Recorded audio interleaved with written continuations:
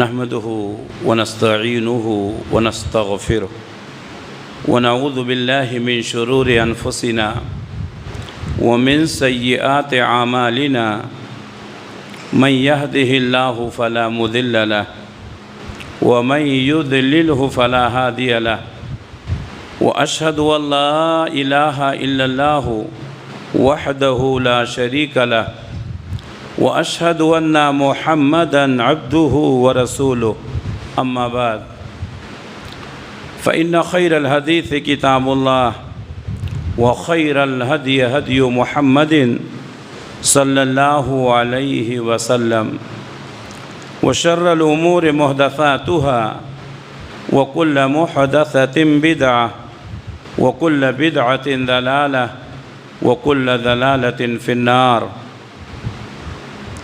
فأعوذ بالله السميع العليم من الشيطان الرجيم بسم الله الرحمن الرحيم قاف والقرآن المجيد بل عجبوا أن جاءهم منذر منهم فقال الكافرون هذا شيء عجيب أإذا متنا وكنا ترابا ذلك رجع بعيد قد علمنا ما تنقص الأرض منهم وعندنا كتاب حفيظ بل كذبوا بالحق لما جاءهم فهم في أمر مريج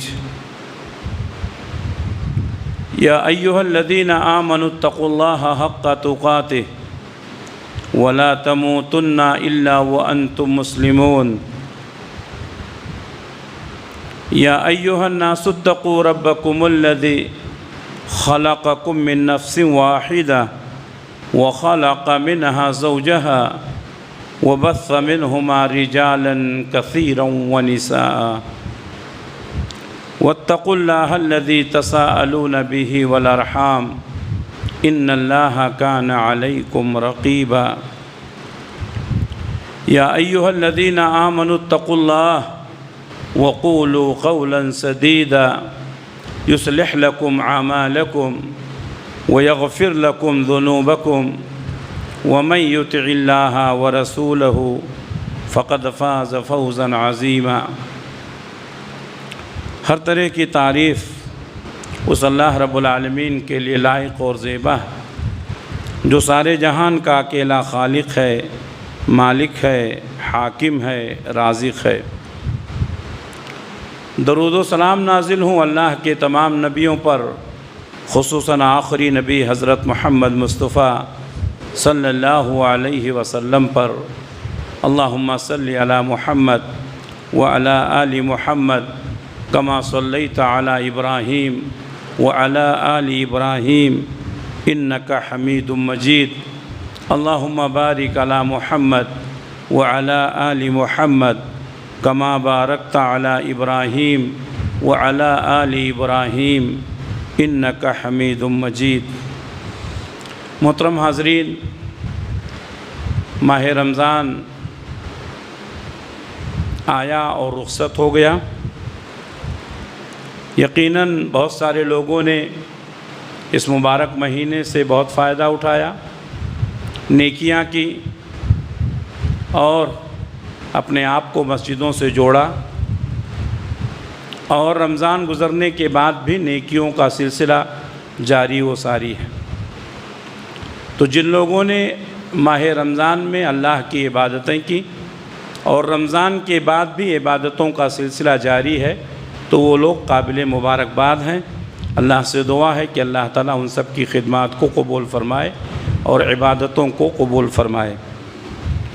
وہ لوگ جنہوں نے ماہ رمضان میں عبادت تو کیا لیکن رمضان گزرنے کے بعد اپنے آپ کو مسجدوں سے دور کر لیا، عبادتوں میں دلچسپی کم ہو گئی، تو ان کو اپنی اصلاح کرنے کی ضرورت ہے۔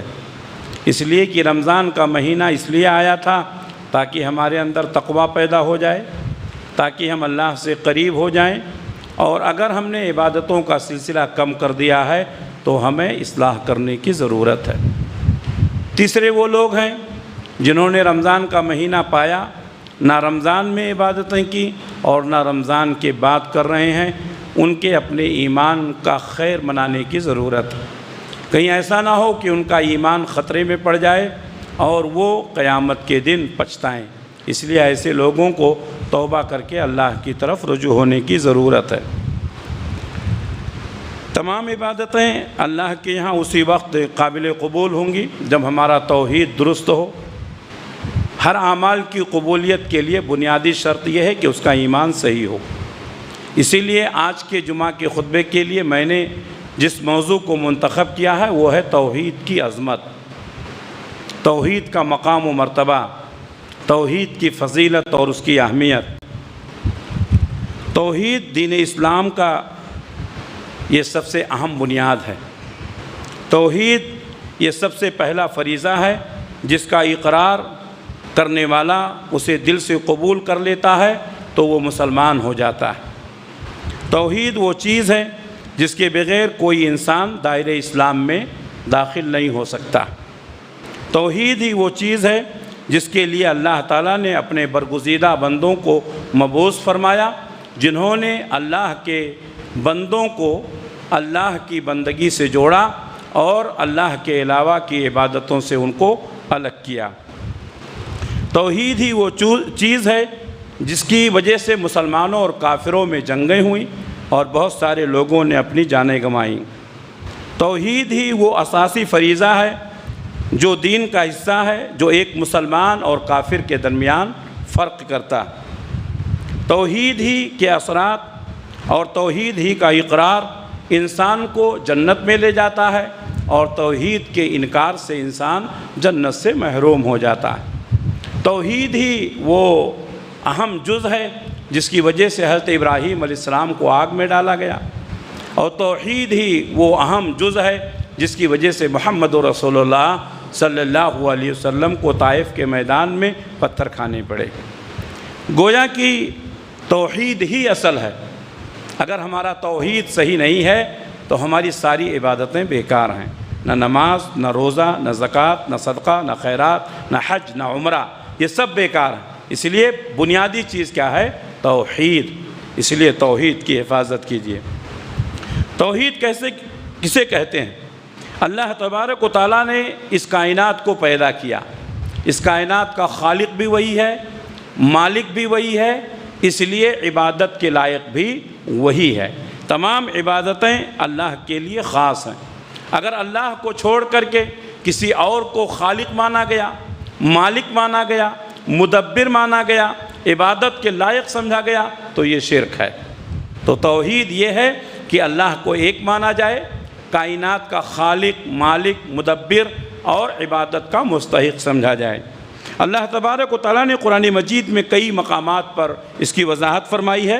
چنانچہ اللہ تعالیٰ نے فرمایا سورہ بقرہ میں، وَإِلَٰهُكُمْ إِلَٰهٌ وَاحِدٌ، تمہارا معبود ایک ہی معبود ہے، لا الہ الا ہو، اس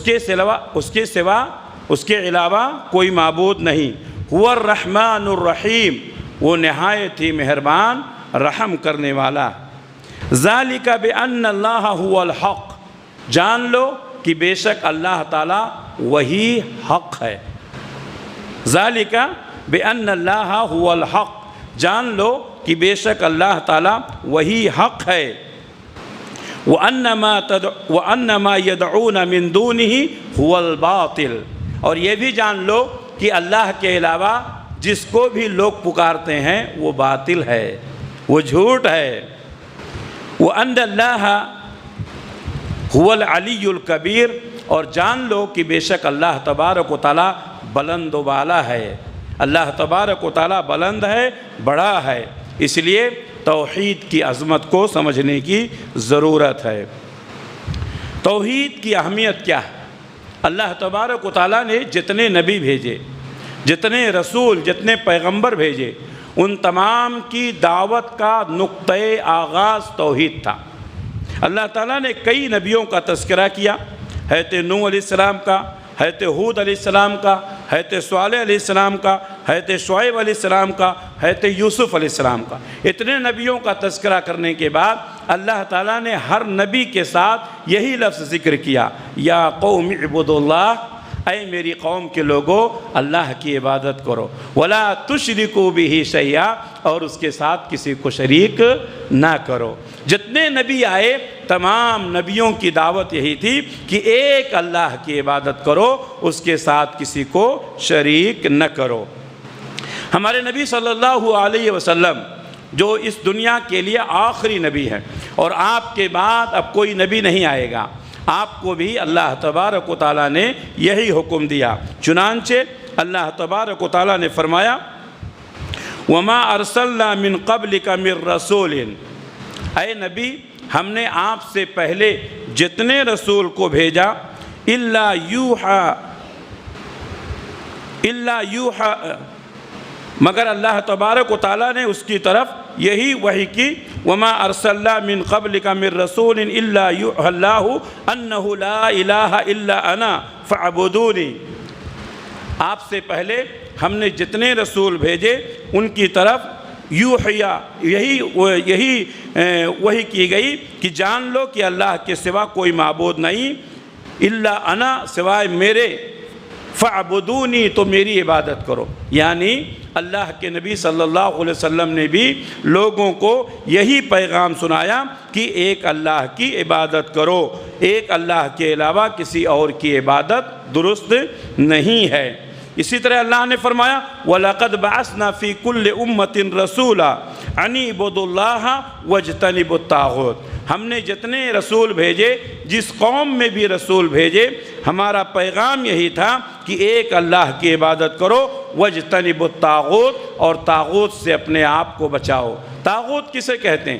اللہ کے علاوہ جس کی عبادت کی جائے وہ طاغوت ہے، اللہ کے علاوہ جس کا سجدہ کیا جائے وہ طاغوت ہے، اللہ کے علاوہ جس کو مشکل کشا اور حاجت روا سمجھا جائے وہ طاغوت ہے، اللہ کے علاوہ جس کے نام کا نظر و نیاز کیا جائے وہ طاغوت ہے، اللہ کے علاوہ جس کی تعظیم کے لیے قیام کیا جائے وہ طاغوت ہے، اللہ کے حقوق کسی کو دیا جائے تو وہ طاغوت ہے۔ اس لیے اللہ تبارک و تعالیٰ نے یہ حکم دیا کہ ایک اللہ کی عبادت کرو اور طاغوت سے اپنے آپ کو بچاؤ۔ توحید اسلام کے بنیادی اصولوں میں سے ایک ہے۔ یہ بات جان لے کہ اسلام کے بنیادی اصول دو ہیں۔ پہلی بات تو یہ کہ ایک اللہ کی عبادت کی جائے، دوسری عبادت اسی طریقے سے کی جائے جس طریقے سے محمد رسول اللہ صلی اللہ علیہ وسلم نے کیا ہے۔ اگر آپ صرف ایک اللہ کی عبادت کرتے ہیں لیکن آپ کا طریقہ نبی کے طریقے سے الگ ہے تو وہ عبادت اللہ کے یہاں قبول نہیں ہوگی۔ آپ نے نماز پڑھی نبی کے طریقے کے علاوہ، آپ نے حج کیا نبی کے طریقے کے علاوہ، آپ نے کوئی نیک کام کیا نبی کے طریقے کے علاوہ، تو یہ کام اللہ کے یہاں قبول نہیں ہوگا۔ دو بنیادی شرط ہیں، یاد رکھیں کہ ایک تو ایک اللہ کی عبادت کی جائے گی، اللہ کے علاوہ کسی دوسرے کی عبادت نہیں کی جائے گی۔ دوسرا اصول، وہ عبادت نبی کے طریقے کے مطابق کی جائے گی۔ نبی نے کیسا نماز پڑھا، نبی نے کیسا روزہ رکھا، نبی نے کیسا عمرہ کیا، نبی نے کیسے حج کیا، نبی کے طریقے کے مطابق، نبی نے کیسی قربانی کی، تو عبادت اللہ کی، اطاعت رسول اللہ کی، یہی وہ دو اصول ہیں۔ تمام عبادتیں اللہ کے لیے خاص ہیں اور عبادتوں کا طریقہ محمد رسول اللہ صلی اللہ علیہ وسلم کے طریقے کے ساتھ خاص ہے۔ اگر نبی کے طریقے سے ہٹ کر کے ہم نے کوئی طریقہ اپنایا تو وہ اللہ کے یہاں قبول نہیں ہوگا۔ اسی لیے کلمہ شہادت میں ان دونوں باتوں کا اقرار کیا جاتا ہے، اشہد اللہ الہ الا اللہ، میں گواہی دیتا ہوں کہ اللہ کے سوا کوئی معبود نہیں، واشہد ان محمد رسول اللہ، اور میں گواہی دیتا ہوں کہ محمد صلی اللہ علیہ وسلم اللہ کے رسول ہیں۔ معلوم یہ ہوا کہ یہ دین کے دو بنیادی اصول ہیں، اطیعوا اللہ و اطیعوا الرسول، اور یہی ہمارا بھی اصول ہے، یہی اہل حدیثوں کا بھی اصول ہے۔ اہل حدیثوں کے دو ہی اصول، اطیعوا اللہ و اطیعوا الرسول۔ میرے بھائیوں، اس لیے سب سے زیادہ ہم توحید پر فوکس کرتے ہیں۔ ہمارے تمام بیانات ہمارے تمام خطبے اور ہماری تمام واعظ و نصیحتوں کا مرکز کیا ہوتا ہے کہ لوگوں کو اللہ سے جوڑا جائے۔ بہت سارے لوگ کہتے ہیں کہ یہ لوگ زیادہ تر توحید پر بات کرتے ہیں، یہ لوگ فضائل پر بات نہیں کرتے ہیں، یہ لوگ مسائل پر بات نہیں کرتے ہیں، یہ لوگ اخلاق پر بات نہیں کرتے ہیں۔ پہلی بات تو یہ بات غلط ہے۔ ہم توحید پر بھی بات کرتے ہیں، ہم اتباع سنت پر بھی بات کرتے ہیں، ہم اخلاقیات پر بھی بات کرتے ہیں، ہم معاملات پر بھی بات کرتے ہیں، لیکن ہماری تمام باتیں توحید سے جڑی ہوتی ہیں۔ میرے بھائیوں، اسی طریقے سے بہت سارے لوگ یہ سوچتے ہیں کہ اہل حدیث بہت خشک لوگ ہیں، بہت خشک لوگ ہیں، جب بھی ان سے بات کرو توحید کی بات کرتے ہیں، جب بھی ان سے بات کرو شرک کی بات کرتے ہیں۔ میرے بھائیوں، توحید ہی اصل ہے، توحید ہی اصل ہے۔ اگر توحید نہیں ہے تو کچھ بھی نہیں ہے۔ توحید دنیا کی سب سے بڑی نعمت ہے۔ اگر آپ کے پاس توحید ہے تو آپ دنیا کے سب سے اچھے انسان ہیں۔ آپ کے پاس سب کچھ ہے، توحید نہیں ہے تو آپ کے پاس کچھ نہیں ہے۔ ایک انسان دنیا سے اس حال میں گزر گیا کہ اس کے پاس سب کچھ تھا، دنیا کی فراوانی تھی، سب کچھ تھا، لیکن توحید کے بغیر گیا، وہ اللہ کی رحمت سے محروم ہوگا۔ اور ایک شخص دنیا سے اس حال میں گیا کہ اس کے پاس دنیا کی آرام و آسائش کی کوئی چیز نہیں تھی، لیکن اپنی توحید کی حفاظت کیا، اپنے ایمان کی حفاظت کیا، اپنے عقیدے کی حفاظت کیا، تو یہ انسان دنیا کا کامیاب ترین انسان ہے۔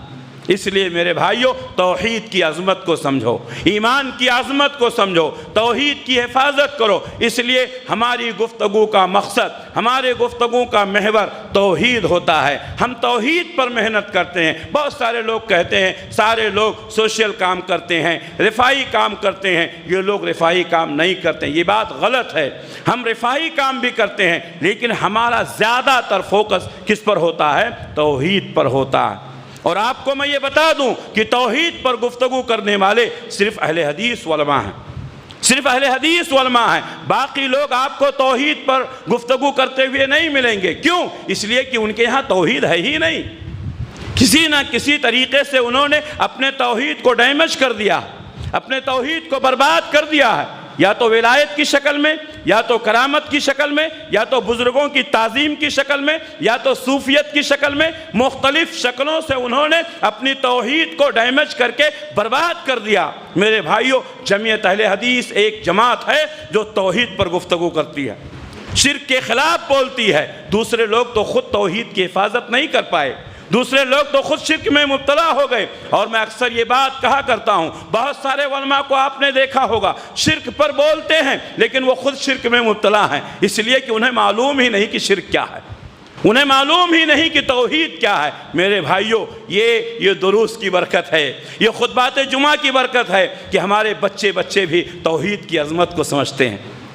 یہ خطبات جمعہ اور دروس کی برکت ہے کہ ہمارے بچے بھی شرک کی سنگینی کو سمجھتے ہیں۔ میرے بھائیوں، اس لیے توحید کی حفاظت کرو۔ توحید یہ دین اسلام کے بنیادی اصولوں میں سے ایک ہے۔ پہلی بات، ایک اللہ کی عبادت کی جائے، اور دوسری بات وہ عبادت رسول اللہ صلی اللہ علیہ وسلم کے طریقے کے مطابق کی جائے۔ ہر نبی نے سب سے پہلے توحید کی دعوت دی۔ ہمارے نبی نے بھی سب سے پہلے کس کی دعوت دی؟ توحید کی دعوت دی۔ جب اللہ تبارک و تعالیٰ نے قرآن مجید کی آیت اتاری، وَأَنذِرْ عَشِيرَتَكَ الْأَقْرَبِينَ، اور آپ اپنے قریبی رشتہ داروں کو ڈرائیں، تو آپ صلی اللہ علیہ وسلم صفا پہاڑی پر چڑھ گئے اور آپ نے اعلان کیا، یا صباحا، سارے لوگ اکٹھا ہو گئے۔ اللہ کے نبی صلی اللہ علیہ وسلم نے فرمایا، یا ایھا الناس، اے لوگو، قولوا لا الہ الا اللہ، لا الہ الا اللہ کہو، تفلحو، کامیاب ہو جاؤ گے، تملک العرب والعجم، عرب و عجم کے مالک بن جاؤ گے۔ میرے بھائیوں، یہ نبی کریم صلی اللہ علیہ وسلم کی پہلی دعوت تھی جو آپ نے مجمع عام کے سامنے توحید کی دعوت کو پیش کیا۔ اس لیے میرے بھائیوں، کہیں بھی رہو، 5 منٹ کا موقع مل جائے تو کسی نہ کسی طریقے سے توحید کی آواز لوگوں کے کانوں تک پہنچا دو۔ ہمارا کام لوگوں کے کانوں تک پہنچانا ہے، ان کے دلوں میں اتارنا یہ کس کا کام ہے؟ اللہ کا کام ہے۔ اس لیے میرے بھائیوں، توحید پرست بنو، توحید کے پرچار کرنے والے بنو، توحید کی دعوت دینے والے بنو، توحید کی عظمت کو سمجھو، اس لیے کہ توحید ہی اصل ہے۔ نبی صلی اللہ علیہ وسلم نے سب سے پہلے لوگوں کو اکٹھا کیا اور آپ نے ان کو مخاطب ہو کر کے فرمایا، یا ایھا الناس قولوا لا الہ الا اللہ، اے لوگو لا الہ الا اللہ کہو تفلحو، کامیاب ہو جاؤ گے۔ حضرت معاذ ابن جبل رضی اللہ تعالیٰ عنہ کو اللہ کے نبی صلی اللہ علیہ وسلم نے یمن بھیجا۔ آپ نے حضرت معاذ ابن جبل کو بھیجتے وقت چند ہدایتیں دیں۔ آپ نے فرمایا کہ اے معاذ، تم ایک ایسے ملک میں جا رہے ہو، وہاں کے لوگ پڑھے لکھے ہیں، وہاں کے لوگ علم والے ہیں، سب سے پہلے ان کو توحید کی دعوت دینا، سب سے پہلے ان کو اللہ کی عظمت بتانا، سب سے پہلے ان کو توحید کا پیغام سنانا۔ جب وہ توحید کو سمجھ لیں، جب وہ توحید کو قبول کر لیں، جب وہ اللہ کی عظمت کو سمجھ جائیں، تب ان کو بتانا کہ اللہ تعالیٰ نے دن اور رات میں 5 وقت کی نماز فرض کی ہے۔ پھر اس کے بعد جب وہ 5 وقتہ نمازوں کا اہتمام کرنے لگیں، نمازی بن جائیں، تب ان کو بتانا کہ اللہ تبارک و تعالیٰ نے ان کے مال میں زکوٰۃ کو فرض کیا ہے، تُؤْخَذُ مِنْ أَغْنِيَائِهِمْ وَتُرَدُّ عَلَىٰ فُقَرَائِهِمْ، جو ان کے امیروں سے لیا جائے گا اور ان کے فقیروں میں تقسیم کیا جائے گا۔ میرے بھائیوں، یہاں اللہ کے نبی صلی اللہ علیہ وسلم نے معاذ ابن جبل رضی اللہ تعالیٰ عنہ کو دعوت کے وصول بتائے۔ سب سے پہلے توحید کی دعوت دی جائے۔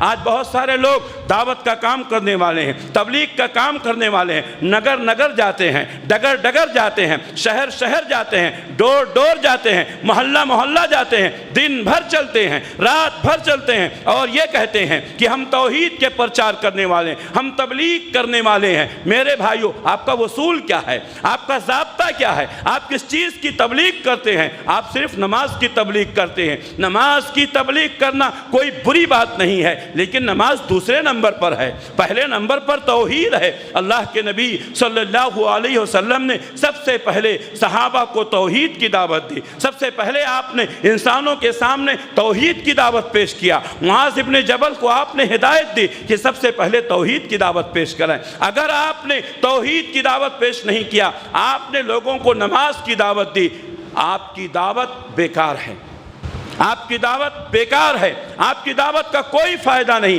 ایک انسان زندگی بھر نماز پڑھتا رہے، اگر اس کا توحید درست نہیں ہے، وہ جنت میں نہیں جا سکتا ہے، وہ جنت میں نہیں جا سکتا ہے۔ اس لیے میرے بھائیوں، سب سے پہلے توحید کی دعوت دو، توحید اصل ہے۔ اللہ کے نبی صلی اللہ علیہ وسلم نے صحابہ کو سب سے پہلے توحید کی دعوت دی۔ آپ نے معاذ ابن جبل کو یہی حکم دیا کہ پہلے توحید کی دعوت دیں، اور جب توحید کا اقرار کر لیں تو ان کو نماز کی تعلیم دیں، جب نماز کا اقرار کر لیں تب اس کے بعد زکوٰۃ کی تعلیم دیں۔ اگر زکوٰۃ کو پہلے کر دیا گئے، نماز کو بعد میں، نہیں، آپ زکوٰۃ دیتے ہیں، آپ نماز نہیں پڑھتے ہیں، آپ کی زکوٰۃ قبول نہیں ہوگی۔ آپ نماز پڑھتے ہیں، آپ کا توحید صحیح نہیں ہے، آپ کی نماز قبول نہیں ہوگی۔ میرے بھائیوں، آپ دیکھیں گے سب سے پہلے جہاں بھی تذکرہ کیا گیا حدیث میں، توحید کا تذکرہ کیا گیا۔ اس لیے میرے بھائیوں، توحید اصل ہے۔ توحید اسلام کے 5 بنیادی ارکان میں پہلا رکن ہے۔ عبداللہ ابن عمر رضی اللہ تعالیٰ عنہ کہتے ہیں، پیارے نبی نے فرمایا، بنی الاسلام علی 5، اسلام کی بنیاد 5 چیزوں پر ہے، 5 پلرز ہیں جس پر اسلام کی بنیاد ہے، جس پر اسلام کی عبارت ہے۔ وہ کیا ہے؟ بنی الاسلام علی 5، شہادت اللہ الہ الا اللہ وان محمد رسول اللہ، اس بات کی گواہی دینا کہ اللہ ایک ہے اور محمد صلی اللہ علیہ وسلم اللہ کے رسول ہیں۔ وإقام الصلاۃ، نماز قائم کرنا، وإیتاء الزکوٰۃ، اور زکوٰۃ دینا، وصوم رمضان، رمضان کے روزے رکھنا، والحج، اور حج کرنا۔ بعض روایتوں میں والحج وصوم رمضان، حج پڑھنا اور رمضان کے روزے رکھنا، دونوں آگے پیچھے ہے۔ یہ 5 بنیادی ارکان ہیں، یہ 4 آپ کے پاس ہیں۔ آپ کے پاس نماز ہے، آپ کے پاس زکوٰۃ ہے، آپ کے پاس حج ہے، آپ کے پاس روزہ ہے، یہ 4 آپ کے پاس ہیں، لیکن توحید نہیں ہے۔ توحید نہیں ہے تو جان لیں کہ ساری عبادتیں بیکار ہیں۔ نماز بیکار، زکوٰۃ بیکار، روزہ بیکار، حج بیکار۔ اس لیے میرے بھائیوں پہلے توحید کو درست کرو، پہلے عقیدے کو درست کرو، اس لیے کہ عقیدے کے بغیر، عقیدے کی صحت کے بغیر انسان کے سارے اعمال بیکار ہیں۔ اس لیے عقیدے کی اصلاح ضروری ہے، توحید کو سمجھنا بہت ضروری ہے۔ اللہ کے نبی نے فرمایا اسلام کی بنیاد 5 چیزوں پر ہے۔ اس بات کی گواہی دینا کہ اللہ کے سوا کوئی معبود نہیں، محمد صلی اللہ علیہ وسلم اللہ کے رسول ہیں، نماز قائم کرنا، زکوٰۃ دینا، حج کرنا، رمضان کے روزے رکھنا۔ اسلام کا بنیادی رکن، پر سب سے پہلا رکن کیا ہے؟ توحید۔ توحید پہلے، اس کے بعد میں نماز، اس کے بعد میں روزہ۔ اللہ کے نبی صلی اللہ علیہ وسلم حضرت معاذ ابن جبل رضی اللہ تعالیٰ عنہ کے ساتھ میں ہیں۔ آپ نے حضرت معاذ ابن جبل سے پوچھا اتدری ما حق اللہ علی عبادہ، یا معاذ کیا تم کو معلوم ہے کہ اللہ کا حق اس کے بندوں کے اوپر کیا ہے؟ حل تدری ما حق اللہ علی عبادہ، تم کو معلوم ہے کہ اللہ کا حق اللہ کے بندوں پر کیا ہے؟ حضرت معاذ ابن جبل رضی اللہ تعالیٰ عنہ نہیں بلکہ پورے صحابہ، جب اللہ کے نبی صلی اللہ علیہ وسلم کچھ پوچھتے تھے تو صحابہ آپ کا جواب نہیں دیتے تھے۔ کیا کہتے تھے؟ اللہ و رسولہ اعلم، اللہ اور اس کے رسول زیادہ جانتے ہیں، اللہ کے رسول آپ ہی بتائیے۔ یہ ادب کا طریقہ ہے، یہ ادب کا طریقہ ہے کہ بڑوں کے سامنے گفتگو کرنے کے بجائے یہ کہا جائے کہ آپ ہی بتائیے۔ پیارے نبی صلی اللہ علیہ وسلم پھر پوچھتے ہیں یا معاذ، حضرت معاذ نے کہا لبیک یا رسول اللہ و سعدیک، اللہ کے رسول حاضر ہوں، بولیے۔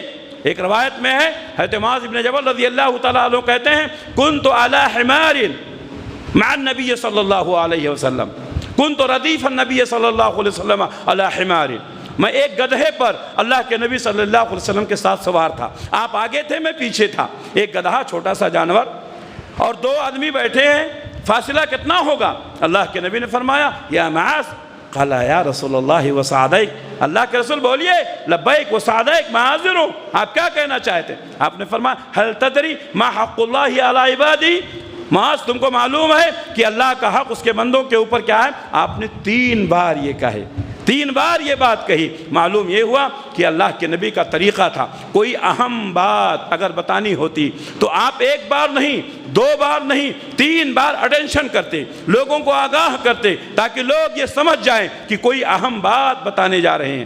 حضرت معاذ بن جبل رضی اللہ تعالیٰ عنہ کو 3 بار مخاطب کر کے فرمایا حل تدری ما حق اللہ علی عبادہ، تمہیں معلوم ہے کہ اللہ کا حق اللہ کے بندوں پر کیا ہے؟ حضرت معاذ نے کہا اللہ اور اس کے رسول زیادہ جانتے ہیں۔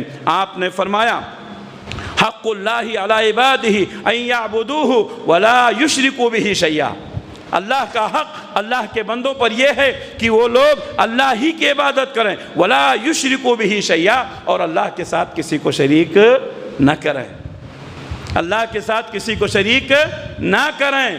پھر اللہ کے نبی صلی اللہ علیہ وسلم نے پوچھا اے معاذ تم کو معلوم ہے کہ بندوں کا حق اللہ کے اوپر کیا ہے؟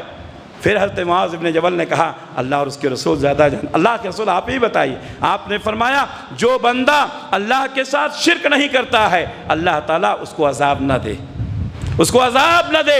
اگر عذاب الہی سے بچنا چاہتے ہیں تو میرے بھائیو توحید پرست بن جاؤ، توحید پرست بن جاؤ۔ رمضان کے سارے روزے بیکار ہیں اگر آپ کے اندر توحید نہیں ہے، آپ نے توحید کی عظمتوں کو نہیں سمجھا ہے، آپ نے توحید کی اہمیت اور فضیلت کو نہیں سمجھا ہے، ساری عبادتیں بیکار ہیں۔ اس لیے اپنے ایمان کو درست کرو۔ بہت سارے لوگ ہیں ہمارے درمیان، آپ بھی جانتے ہیں، نمازیں پڑھتے ہیں، روزہ رکھتے ہیں، ہم سے زیادہ نمازوں کا اہتمام کرنے والے، ہم سے زیادہ روزوں کا اہتمام کرنے والے، ہم سے زیادہ نیکیوں میں دلچسپی دکھانے والے، لیکن انہوں نے اپنے ایمان کی حفاظت نہیں کی۔ درگاہوں پر جاتے ہیں، مزاروں پر جاتے ہیں، قبروں پر سر جھکاتے ہیں، ولیوں کے سامنے سر جھکاتے ہیں، ان کی قدم بوسیاں کرتے ہیں، ان کے نام پر نظر و نیاز کرتے ہیں۔ ان کو معلوم ہونا چاہیے کہ ان کا ایمان ختم ہو چکا ہے، ان کا ایمان ختم ہو چکا ہے، ان کی توحید کی اہمیت ختم ہو چکی ہے، انہوں نے اپنی توحید کی عظمت کو کھو دیا ہے۔ وہ پھر سے کلمہ پڑھ لیں، وہ اللہ کی توحید کا اور نبی کی رسالت کا اقرار کر لیں۔ اگر ہمارے درمیان ہماری اس مسجد میں کوئی شخص ایسا ہے جو توحید پرست بھی ہے اور قبر پرست بھی ہے تو اس کو آج ہی توبہ کر لینی چاہیے، اس لیے کہ تمام نیکیاں اس وقت کام آئیں گی جب آپ کا توحید درست ہو اور شرک سے پاک ہو۔ اس لیے میرے بھائیوں اللہ کے حضور توبہ کریں۔ توحید یہ ایمان کی اساس ہے، توحید یہ کامیابی کا ضامن ہے۔ کوئی انسان کتنا بھی نیکی کر لے لیکن اگر وہ توحید کا اقرار نہیں کیا، لا الہ الا اللہ کا اقرار نہیں کیا تو وہ کامیاب نہیں ہو سکتا ہے۔ اور توحید کا اقرار کر لیا، اس نے کوئی عمل نہیں کیا، امید ہے اس نے توحید کی حفاظت کی ہے، اللہ جنت دے گا۔ اللہ کے نبی صلی اللہ علیہ وسلم کے چچا ابو طالب پوری زندگی نبی کی خدمت کیا۔ میرے بھائیوں اگر میں یہ بات کہوں تو غلط نہ ہوگی کہ نبی سے جو محبت ابو طالب نے کی تھی ہم اور آپ نہیں کر سکتے ہیں۔ نبی کے جسم کا کوئی حصہ باقی نہیں بچا ہوگا جس کو ابو طالب نے محبت سے چوما نہ ہو۔ جب پورا مکہ آپ کا دشمن ہو گیا تو ابو طالب نے کہا تھا اپنے بھتیجے سے، بیٹے جاؤ دین کا کام کرو، جب تک یہ تمہارا بوڑھا باپ زندہ ہے تمہارا کوئی کچھ نہیں کر سکتا ہے۔ میرے بھائیوں یہ وہ ابو طالب ہیں، یہ وہ ابو طالب ہیں، ایمان سے محروم رہے، توحید سے خالی رہے۔ مرنے کا وقت آیا، نبی صلی اللہ علیہ وسلم چچا کے پاس جاتے ہیں، کہتے ہیں لا الہ الا اللہ پڑھ لو، اللہ کے یہاں حجت قائم کروں گا۔ میرے بھائیوں ابو جہل بیٹھا ہوا ہے، عبداللہ بن ابی امیہ بیٹھا ہوا ہے، دونوں شیطان بیٹھے ہوئے ہیں۔ ابو طالب سے کہتے ہیں ابو طالب آخری وقت میں بے دین ہو جاؤ گے، ابو طالب اپنے باپ کے دین کو چھوڑ دو گے۔ میرے بھائیوں ابو طالب کا آخری جملہ جو مرنے سے پہلے ان کی زبان سے نکلا، انہوں نے کہا علی ملت ابی، میں اپنے باپ کی ملت پر مر رہا ہوں۔ جہالت میں چلے گئے، کفر میں چلے گئے، توحید نصیب نہیں ہوا۔ میرے بھائیوں نبی سے محبت کرنا الگ ہے، نبی کی بات ماننا الگ ہے۔ جب نبی کی بات آتی ہے، نبی کا نام آتا ہے، لوگ جھوم اٹھتے ہیں، انگوٹھے چومتے ہیں، جھنڈیاں لگاتے ہیں، نعرے لگاتے ہیں، نبی سے محبت کا اظہار کرتے ہیں۔ یقیناً یہ آپ کی محبتوں کا طریقہ ہوگا لیکن یہ طریقہ اسلام کا طریقہ نہیں ہے۔ طریقہ وہی ہے جو صحابہ کرام نے بتایا، لو کان حبک صادقا لاطعته ان المحب لمن يحب مطیع۔ اگر تمہاری محبت سچی ہوتی تو تم اس کی اطاعت و فرما برداری کرتے۔ جو شخص جس سے محبت کرتا ہے اس کی بات مانتا ہے، نبی کی بات نہ ماننے والا نبی سے محبت کرنے والا نہیں ہو سکتا ہے۔ اس لیے نبی سے محبت ہے تو نبی کی سنتوں پر عمل کرو۔ آؤ سنت کی شاہراہ پر، آؤ کتاب اللہ کی شاہراہ پر۔ میرے بھائیوں ہمارے نبی نے فرمایا تھا ترکتکم علی محطۃ البیضاء، میں نے تم کو ایک ایسی شاہراہ پر چھوڑا ہے لیلھا کنہارھا، جس کی راتیں بھی دن کی طرح روشن ہیں، اور اس کے بعد وہی گمراہ ہوگا جس کی قسمت پھوٹ گئی۔ میرے بھائیوں ساری باتیں محفوظ ہیں، نبی صلی اللہ علیہ وسلم کا ایک ایک عمل محفوظ ہے، نبی صلی اللہ علیہ وسلم کی ذات، آپ کی صفات، آپ کی بات، ہر چیز محفوظ ہے۔ یہاں تک کہ اگر آپ پتہ لگانا چاہیں کہ نبی صلی اللہ علیہ وسلم کے داڑھی کے کتنے بال سفید تھے، حدیث میں وہ بھی مل جائے گا، حدیث میں وہ بھی مل جائے گا کہ آپ کے داڑھی کے 16 یا 17 بال سفید تھے۔ اللہ اکبر! صحابہ نے اس قدر دین کو محفوظ کیا ہے، نبی کی ذات اور نبی کی بات کو محفوظ کیا ہے، لیکن پھر بھی اگر آپ گمراہی کے شکار ہیں تو آپ کی قسمت پھوٹ گئی ہے۔ آؤ کتاب اللہ کی طرف، آؤ سنت رسول کی طرف، آؤ نبی صلی اللہ علیہ وسلم کی طرف، آؤ توحید اور اتباع کی طرف۔ میرے بھائیوں توحید کے اقرار کے بغیر جنت نہیں مل سکتی ہے۔ نبی کا چچا کفر کی حالت میں ان کا انتقال ہوا۔ حضرت عبداللہ بن عباس رضی اللہ تعالیٰ کہتے ہیں نبی سے پوچھا گیا، انہوں نے آپ کی بڑی خدمت کی تھی، کوئی فائدہ؟ تو کہا جہنم میں سب سے ہلکا عذاب ہوگا۔ سب سے ہلکا عذاب کیسا ہوگا؟ آپ کی جوتیاں پہنائی جائیں گی جس کی وجہ سے ان کا دماغ کھولتا رہے گا۔ ابو طالب سمجھیں گے کہ سب سے سخت عذاب انہی کو ہو رہا ہے۔ میرے بھائیوں جہنم کی چنگاریوں کو برداشت نہیں کر سکتے۔ توحید پرست بن جاؤ۔ توحید کسے کہتے ہیں؟ توحید کا دل سے اقرار کرنے والا شخص جنت میں جائے گا۔ اللہ کے نبی صلی اللہ علیہ وسلم نے فرمایا من مات وهو يعلم انه لا الہ الا اللہ دخل الجنہ، جو شخص اس حال میں مرا کہ وہ جانتا تھا کہ اللہ کے سوا کوئی معبود نہیں ہے، وہ جنت میں داخل ہوگا۔ اللہ کے نبی صلی اللہ علیہ وسلم نے فرمایا توحید پرست پر جنت حرام ہے۔ آپ نے فرمایا من شہدہ اللہ الہ الا اللہ، جو شخص اس بات کی گواہی دے کہ اللہ کے سوا کوئی معبود نہیں، وَأَنَّ مُحَمَّدَ الرَّسُولُ اللَّهِ، اور محمد صلی اللہ علیہ وسلم اللہ کے رسول ہیں، حرم اللہ علیہ النار، اللہ تعالیٰ نے ایسے شخص کے اوپر جنت کو حرام کر دیا۔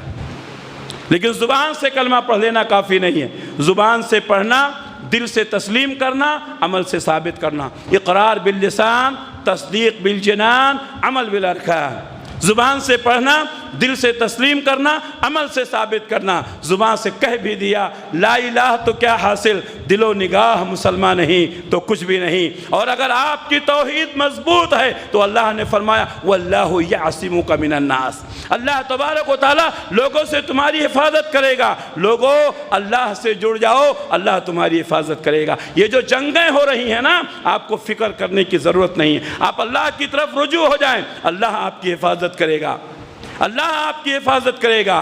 توحید کی امانت سینوں میں ہے ہمارے، آسان نہیں مٹانا نام و نشاں ہمارا۔ جب پوری دنیا ہماری دشمن تھی تب بھی ہم نہیں ڈرے، آج تو ہماری تعداد لاکھوں کروڑوں اربوں میں ہے، ہمیں ڈرنے کی کیا ضرورت ہے؟ لیکن مسئلہ یہ ہے کہ ہمارا ایمان کمزور ہو چکا ہے، ہم نے وسائل پر بھروسہ کر لیا ہے، ہم اللہ کو بھول گئے ہیں، ہم نے توحید کی عظمت کو نہیں سمجھا۔ میرے بھائیوں، توحید کی عظمت کو سمجھو گے تو یقین ہو جائے گا کہ ایک اللہ نے ایک ابراہیم کو پوری دنیا سے حفاظت فرمائی۔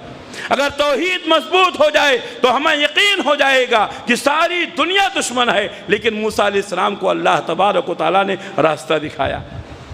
توحید مضبوط کرو میرے بھائیوں، توحید کی عظمتوں کو سمجھو۔ توحید تو یہ ہے کہ خدا حشر میں کہہ دے یہ بندہ دو عالم سے خفا میرے لیے ہے۔ دنیا آج بھی میں یہی بتاتا ہوں، پہلے جن لوگوں نے توحید کی بات کی لوگ ان کے دشمن ہوئے۔ اے اہل حدیثو، آج بھی یہی بات بتا رہا ہوں، آج بھی ہمارے دشمن اسی لیے لوگ ہیں کہ ہم توحید کی بات کرتے ہیں، ہم توحید کی بات کرتے ہیں، اسی لیے لوگ ہمیں پسند نہیں کرتے، اس لیے اس جماعت کو پسند نہیں کرتے۔ ہمیں لوگوں سے ڈرنے کی ضرورت نہیں ہے، اللہ سے اپنا رشتہ مضبوط کرنے کی ضرورت ہے۔ میرے بھائیوں، توحید پرست بن جاؤ۔ قیامت کے دن اللہ کے نبی صلی اللہ علیہ وسلم کے شفاعت کے سب سے زیادہ حقدار وہی ہوں گے جو توحید پرست ہیں۔ مشرک، ملحد، قبر پرست، ان کو اللہ کے رسول کی شفاعت نہیں ملے گی، یہ نبی کی شفاعت نہیں پائیں گے۔ اللہ کے نبی صلی اللہ علیہ وسلم نے فرمایا قیامت کے دن مجھ سے سب سے زیادہ قریب وہی ہوگا جس نے خالص دل سے توحید کا اقرار کیا ہو۔ نبی کی شفاعت بھی توحید والوں کے حق میں قبول ہوگی، اہل توحید کی سفارش بھی اللہ قبول کرتا ہے۔ اللہ اکبر۔ پیارے نبی نے فرمایا کسی انسان کا انتقال ہو گیا، توحید پرست ہے، اس کی نماز جنازہ میں صرف 40 لوگوں نے شرکت کی۔ کتنے؟ 40۔ آج کوئی بڑا آدمی مر جاتا ہے، نام والا مر جاتا ہے، عہدے والا مر جاتا ہے، مسجد میں جگہ نہیں، عیدگاہ میں جگہ نہیں، میدان بھر جاتی ہے، لوگ کہتے ہیں دیکھو کیسا لوگ امٹ پڑے ہیں۔ ارے لوگوں کی کثرت سے کچھ نہیں ہوتا ہے، لوگوں کی کثرت سے کچھ نہیں ہوتا ہے، توحید پرست ہونا چاہیے۔ میرے بھائیوں، یہ ہماری سوچ ہے۔ نبی کی بات سنو، پیارے نبی نے فرمایا ایک انسان کا انتقال ہو گیا، اس کے جنازے میں صرف 40 لوگ آئے، صرف 40 لوگ، سب کے سب توحید پرست ہیں۔ اللہ کے نبی نے فرمایا ان کی سفارش کو اللہ قبول کرتا ہے، ان کی سفارش کو اللہ قبول کرتا ہے۔ ہماری دعائیں اس وقت قبول ہوں گی جب ہم توحید پرست ہوں گے۔ میرے بھائیوں، اگر آدمی توحید پرست ہے، اس کے گناہ گرچہ ہو گئے ہوں، اس نے کوئی عمل نہیں کیا ہو، لیکن اپنے توحید کو ڈیمیج نہ کیا ہو، اپنے توحید کو خراب نہ ہونے دیا ہو، اللہ تعالیٰ اس کو ضرور جنت دے گا۔ اللہ کے نبی صلی اللہ علیہ وسلم نے فرمایا پہلے زمانے میں ایک آدمی تھا، توحید پرست تھا، لیکن عمل نہیں کیا تھا، مرنے لگا۔ اب اس کو ڈر ہوا کہ اللہ تعالیٰ اس کے اوپر گرفت کرے گا، اس کو سزا دے گا۔ مرنے سے پہلے اس نے اپنی اولاد کو بلایا اور کہا مجھے ڈر ہے کہ مرنے کے بعد اللہ تعالیٰ مجھے سزائیں دے گا، لہٰذا اپنی اولاد کو اس نے یہ تعلیم دی، یہ ہدایت دی کہ مرنے کے بعد مجھے جلا دینا، مرنے کے بعد مجھے جلا دینا اور میری راکھ کو ہوا میں اڑا دینا، پانی دریا میں ڈال دینا، زمین میں دفن کر دینا۔ کیوں؟ اس لیے کہ اللہ تبارک و تعالیٰ اگر میرے اوپر حاوی ہوا، اللہ تعالیٰ نے مجھے پکڑا، گرفت کی تو مجھے سخت سزا دے گا۔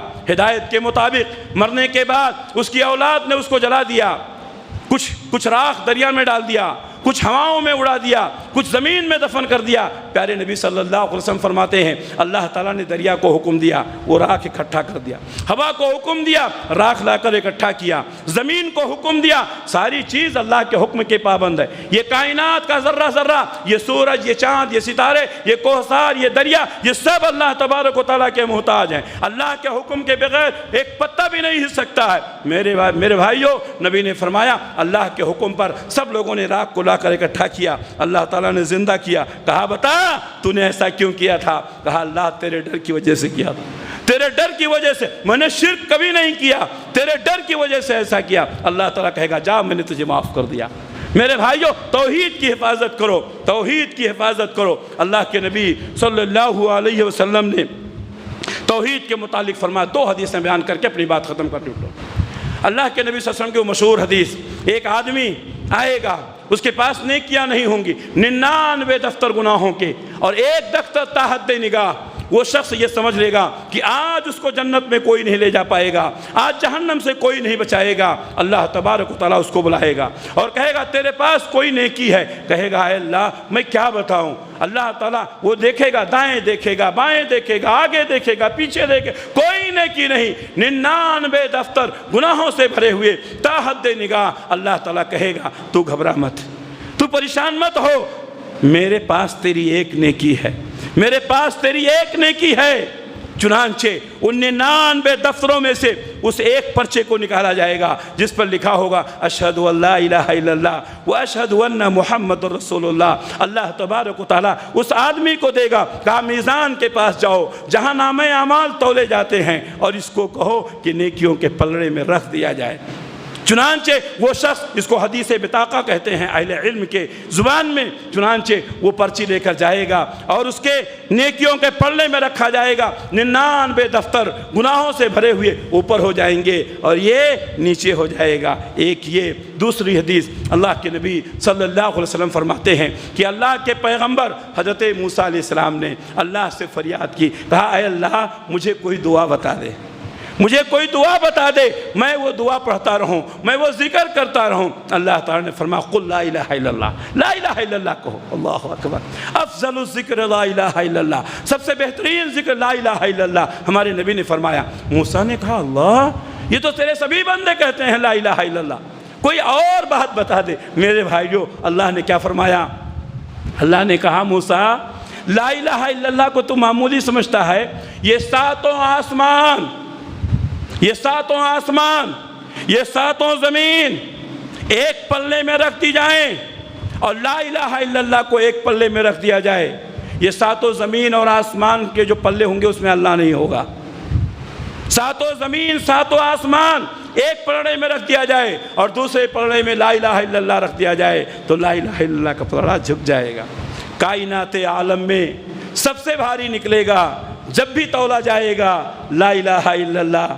کافروں نے ڈالی ہے پھوٹ ہر گھڑی، لیکن کافروں نے ڈالی ہے پھوٹ ہر گھڑی، لیکن میرے منہ سے نکلے گا لا الہ الا اللہ۔ میرے بھائیوں، توحید کی عظمت کو سمجھو، توحید کے مقام کو سمجھو۔ اگر دنیا اور آخرت میں کامیاب ہونا چاہتے ہو توحید پرست بن جاؤ، یہی وہ توحید ہے جو آپ کو دنیا اور آخرت میں عزت دلانے والی ہے۔ اللہ سے دعا ہے کہ اللہ تبارک و تعالی ہم تمام لوگوں کو توحید کی عظمت کو سمجھنے کی، اس پر عمل کرنے کی، اس کے تقاضوں کو پورا کرنے کی توفیق عطا فرمائے۔ اللہ جب تک دنیا میں رکھے اسلام پر قائم رکھے، خاتمہ ہو تو ایمان بالخیر پر ہو۔ ربنا تقبل منا انک انت السمیع العلیم وتب علینا انک انت التواب الرحیم برحمتک یا ارحم الراحمین، آمین۔